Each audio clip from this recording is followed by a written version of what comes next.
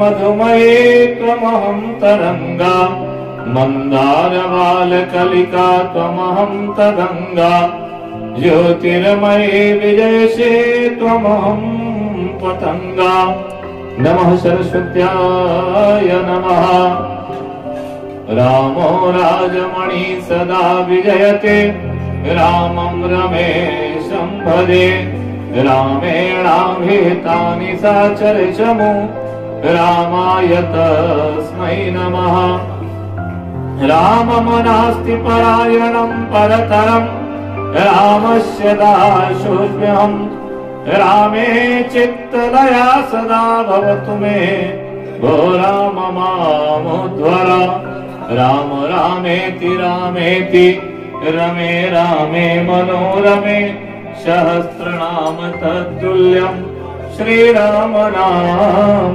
वरानने कृष्णाय वासुदेवाय हरये परमात्मने प्रणतक्लेशनाशाय गोविन्दाय नमो नमः पूर्णेन्दुसुन्दरमुखी प्रतिभा विरामे वामे विधेषु वचसां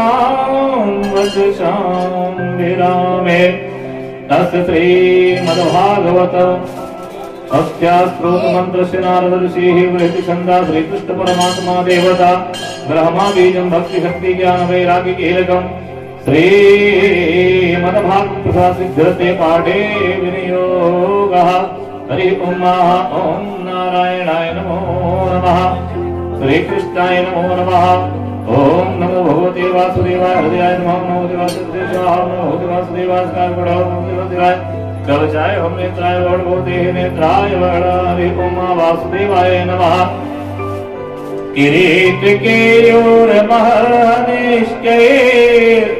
मण्युक्तमालाङ्कृत सर्वगात्रम् पीताम्बरं काञ्चन चित्रमधवम् मालाधरं केशवमोऽभिपैमि गोविन्द दामोदर माधवेति गोविन्द दामोदर माधवेति लम्बोदरं परमसुन्दरमेकदन्तं रक्ताम्बरं त्रिनयनं परमं पवित्रम् उद्यादिवाकरकरो जलतार्कयन्तम् विघ्नेश्वरं सकलविघ्नहरं नमामि तं देव विघ्नदलनेति च सुन्दरेति भक्तप्रियेति सुखदेति फलप्रदेति विद्याप्रदेति अघारेति च ये स्तुवन्ति तेभ्यो गणेश वरदो भव नित्यमेवः तेभ्यो गणेश वरदो भव नित्यमेवः ओम श्री कृष्णाय वासुदेवाय हरे परमात्मने प्रणतः क्लेशनाशाय गोविन्दाय नमो नमः बंसी विभूषितकरा नवनीरलाभात् पीताम्बराजरणबिम्बफलोधरोष्ठात् पूर्णेन्दुसुन्दरमुखा दरविन्दनेत्रात् कृष्णात् परं किमपि तत्त्वमहं न जाने ब्रजेव शन्तं नवनीतचौरं म्रजाङ्गनानां चलकोलचौरम् अनेकजन्मार्जितपापचौरं चौराग्रगण्यां शिरसा नमामि सर्गस्थिति निरोधार्थं कामकामयो हि तं कामं कामकामगणं कामाभावाय कामये म्यत्कामिनी केलिकलापकुण्ठिता कामोऽप्यकामा विमलो बभूमः तं माननीमानदमानदं सदा श्रीमोहनं मोहनमानतोऽस्म्यहम् यस्याङ्घ्रिपङ्कजपरागपरप्रभावात् भूत्वा कृतीकृतमतां कृतिमाचरामि तं सद्गुरुं सतत सर्वसुखं तदग्र्यं वन्दे सदा विमलबोधघनं विचित्रम् व्यासं व्यासकरं वन्दे मुनिं नारायणं स्वयं यतः प्राप्त कृपालोकामुक्ता कलेग्रहात् यस्य कुण्डाच्युतस्त्यूरो राजते अमृतात्मकः तमाच्युत कथा कुञ्जे सुपूजन्तं सुखं भजे श्रीधरं वन्दे श्रीधरैकपरायणं यस्यैव श्रीप्रसादेनं श्रीधरेयं कृते कृता राधा भक्तिर्हरिर्ज्ञानं ताभ्यां च समन्विता तां श्रीभागवती गाथा वन्दे युगलरूपिणीं वृंदावन बिहारी लाल की जय। राधे कृष्ण चंद्र भगवान की जय। श्रीमद्भागवत महापुराण की जय। सद्गुरुदेव भगवान की जय। नरसिंहदास बाबा की जय। समस्त देवताओं की जय। भगवान बाल मुकुंद की परम पावन गाथा जो आदि अनादि से रहित हैं और जिनकी करुणामयी कृपा से सारा जगत ओतप्रोत रहता है, ऐसे भगवान की जो गाथा है आज प्रतिवर्ष की भांति बाबा के चरणारविंदों में अर्पित करते हुए भक्त यजमान परिवार और समस्त जनमानस परिवार के द्वारा भगवान के इस उल्लास में, इस प्रसन्नता में, भगवान के इस शतमार्गी कार्य में सनातन जो है कृपा पात्र संतों का समागम और शिव शक्ति धाम, जैसा कि नाम है भगवान शिव जो कल्याण के स्वरूप है, कल्याण के प्रतीक हैं, उनके चरणारविंदों में बैठ करके भगवान की कथा कहने का प्रारंभीकरण समस्त प्रत्यक्ष और अप्रत्यक्ष रूप से उपस्थित देवी देवता भक्त जनमानस सबको नमन करते हुए, प्रणाम करते हुए निश्चित रूप से सबके कल्याण के लिए भगवान की कथा का चिंतन, चर्चा और वर्णन। सप्तदिवसीय भगवान की गाथा, भगवान की कथा श्रीमद् भागवत पुराण, जैसा कि आप सब हमेशा नित्य श्रवण करते हैं। और जब से यह भूमंडल, ये धराधाम, ये जगत उपस्थित हुआ, भगवान की गाथा आचार्य वृंद अनेक अनेक रूपों से गाते चले आ रहे हैं। भगवान की कथा का आज प्रथम दिवस भगवान की कथा भगवान को और भगवान के लिए समर्पित करने से पूर्व उनके महत्व को समझने की। भगवान की कथा का महत्व क्या? तो श्रीमद् भागवत के विषय में जैसा कि कई बार आप श्रवण करते हैं, आपको सुनने में आता है कि भागवत क्या है, भागवत क्यों है, भागवत नाम क्या है। तो वास्तव में भागवत शब्द जो है भगवान की सत्ता और भगवान के स्वयंभू होने की पूर्णता का प्रतीक, कि भगवान साक्षात भागवत ही भगवान है। आरती करते हैं तो कैसे करते हैं? भागवत भगवान की है, यानी भागवत जी क्या है? साक्षात ब्रह्म स्वरूप है। इसलिए अगर ब्रह्म का सुंदर स्वरूप दर्शन करना हो, ब्रह्म को देखना हो, नारायण का प्रत्यक्ष स्वरूप आपको मनन करना हो या देखना हो, तो श्रीमद् भागवत भगवान को देख लीजिए, उनका दर्शन कर लीजिए, उनको स्मरण कर लीजिए, तो आपको भगवान के रूप और भगवान के होने का बोध हो जाएगा। जब आप भागवत जी का दर्शन कर लेते हैं तो भगवान के होने का बोध कराते हैं, ऐसे भागवत भगवान है। फिर भागवत जी में हम कथा श्रवण करते हैं भगवान श्री कृष्ण, राधा जी के चरित्र और उनकी लीलाओं का। तो महत्व के विषय पर आए तो हमारे सूत जी महाराज जो है भगवान की महत्वता और प्रामाणिकता का आपस में चर्चा करते हैं, वर्णन करते हैं, वह वर्णन, वह चर्चा का प्रथम जो श्लोक है वह यहाँ पर वर्णित होता हुआ, सच्चिदानंद रूपाय विश्वोत्पत्त्यादि हेतवे तापत्रय विनाशाय श्री कृष्णाय वयं नमः। भगवान कौन है? भगवान सत है, भगवान चित है, भगवान आनंद है। सच्चिदानंद का मतलब क्या? सत, चित और आनंद। सत माने होता है जो कभी न मिटते, वो सत कहलाता है। जिसका कभी अंत नहीं होता, दुनिया में हमेशा विद्यमान रहता है, सुरक्षित रहता है, उसे सत कहते हैं। चित क्या है?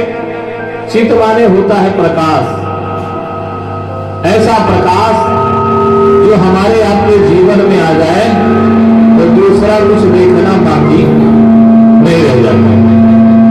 तो चित माने कहते हैं, चित माने होता है प्रकाश, यानी दूसरा कुछ देखने की इच्छा हमारे आपके मन में नहीं रह जाती, ऐसा प्रकाश। तीसरा शब्द कहते हैं आनंद। तीसरा शब्द है आनंद। आनंद क्या है? आनंद वह है जो दुनिया के किसी भी वस्तु से नहीं प्राप्त होता, केवल आनंद परमात्मा के मिलने से ही प्राप्त होता है। जैसे आप भोजन करते हैं और कहते हैं भाई आनंद आ गया। अब आनंद का उल्टा कभी कुछ नहीं होता, दुनिया में सबका उल्टा होता है, अमीरी का गरीबी, सुख का दुख, दिन का रात, लेकिन आनंद का उल्टा दुनिया में होता ही नहीं। आनंद अपने आप में पूर्ण है, इसीलिए हमारे भगवान क्या है? सच्चिदानंद है। बोलिए जय श्री कृष्ण। हमारे भगवान का जो स्वरूप है, हमारे सुखदेव स्वामी जी, हमारे सूत जी और ऋषियों ने क्या बताया? सच्चित और आनंद है, सच्चिदानंद है। अब भगवान कृष्ण को ही सच्चिदानंद कहा क्योंकि वो पूर्ण ब्रह्म है। किसी भी भगवान को जानने के लिए अगर उनको जानना होता है तो उनके वाले पुराण में जाना होता है। जैसे मान लीजिए राम जी को जानना है तो आप रामायण का अध्ययन करेंगे या तुलसीदास का करेंगे तो आपको राम जी का पता चलेगा कि राम जी कौन। अगर शंकर जी को जानना है तो आपको शिव पुराण पढ़ना पड़ेगा, शंकर जी का पुराण। नारद जी को जानना है तो आपको नारद पुराण उठा के देखना पड़ेगा। गरुड़ जी को जानना है तो गरुड़ पुराण देखना पड़ेगा। यानी जो भगवान के विषय में आप जानना चाहते हैं उनसे संबंधी कोई न कोई ग्रंथ है, कोई न कोई पुराण है। लेकिन यहां पर पुराण का नाम अलग, पुराण वाले भगवान भी अलग, और उन भगवान की लीलाएं भी बड़ी अलग। यानी नटवर नागर नंदा भजो रे मन गोविंद, वो नटवर हैं, उनकी बातें सब अलग हैं, लेकिन शास्त्र में क्या वर्णित है?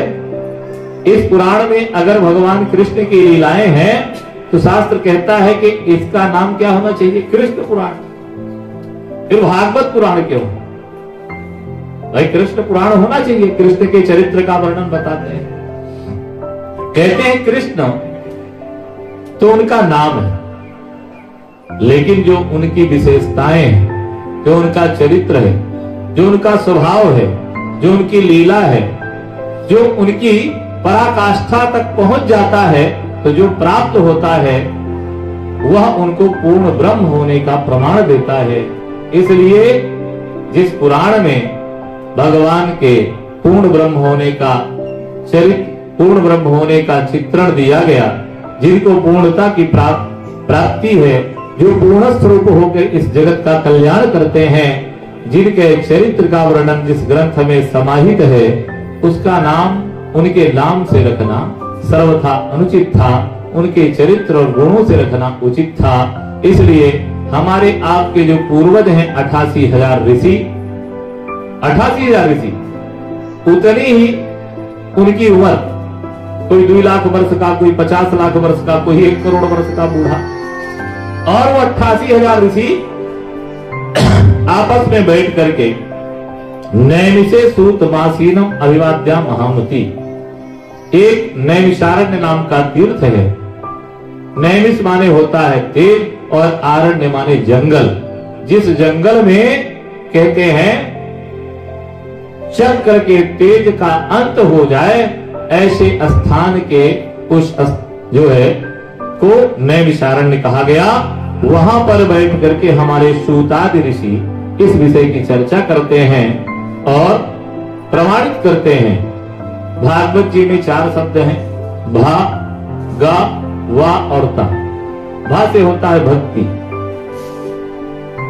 गा से होता है ज्ञान, वा से होता है वैराग्य और ता से होता है तत्व। भक्ति, ज्ञान, वैराग्य और तत्व जिसमें समाहित है, ऐसे भगवान का सुंदर चरित्र भागवत के नाम से प्रमाणित किया जाता है। बोलिए जय श्री कृष्ण। ऐसे भागवत जी का नामकरण करते हैं। एयं ब्रवजन्तमनुपेतमपेत कृत्यं द्वैपायनो विरह कातराजुहाव पुत्रेति तन्मयतया तरभो विनेदु स्तम सर्वभूत हृदयं मुनिमानतोऽस्मि। कहते हैं सर्वप्रथम उन सुखदेव जी को प्रणाम करते हैं जो भगवान के सुंदर चरित्र को बताने में सामर्थ्य रखते हैं। भगवान के चरित्र को बताने के लिए सामर्थ्यवान होना, पर कैसा सामर्थ्य? जैसा सुखदेव जी का है कि जन्म लेते ही मां के गर्भ से निकले और नारा खेड़ी लेकर के जंगल की ओर चल पड़े।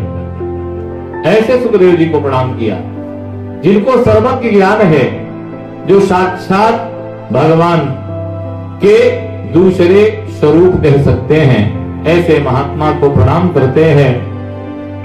जिन महात्मा ने भगवान के पूर्णता की बात को वर्णित किया। भगवान सच्चिदानंद हैं, पर करते क्या हैं? कहते हैं विश्वोत्पत्त्यादि हेतवे, जो विश्व को पैदा करते हैं। हमारे तुलसी क्या कहते हैं? रोम रोम ब्रह्मांड लगे। भगवान का एक एक रोया जो शरीर में है वह ब्रह्मांड के समान है। ऐसे भगवान विश्व की उत्पत्ति करते हैं, सारी दुनिया को पैदा करते हैं, जिसके अंदर हम आप सब संसारवासी विद्यमान हैं।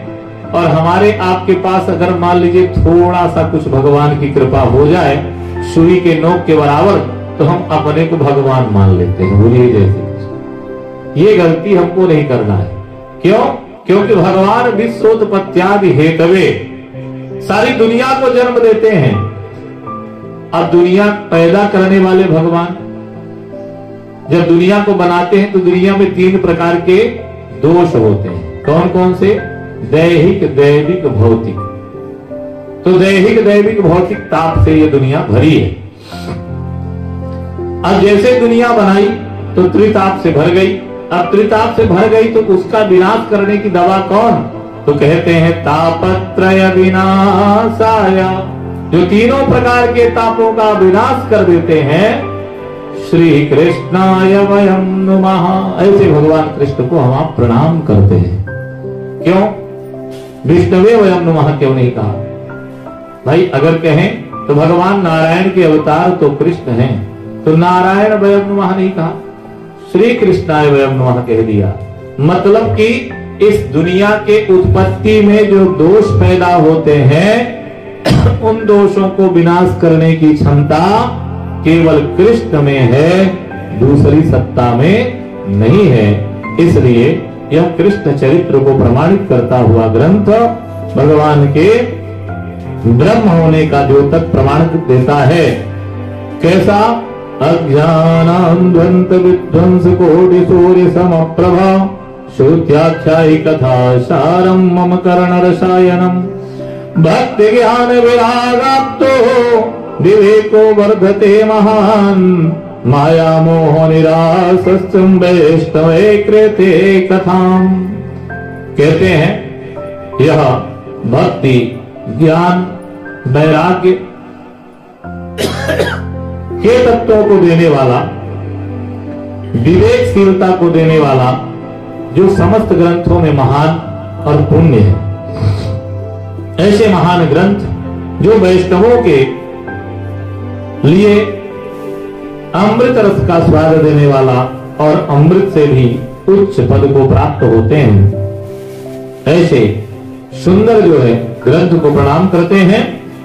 इन घोरे कलौ प्रायो जीवस्ता चुरतांगतः क्लेशाक्रांतस्य तस्यैव शोधने किं परायणम्।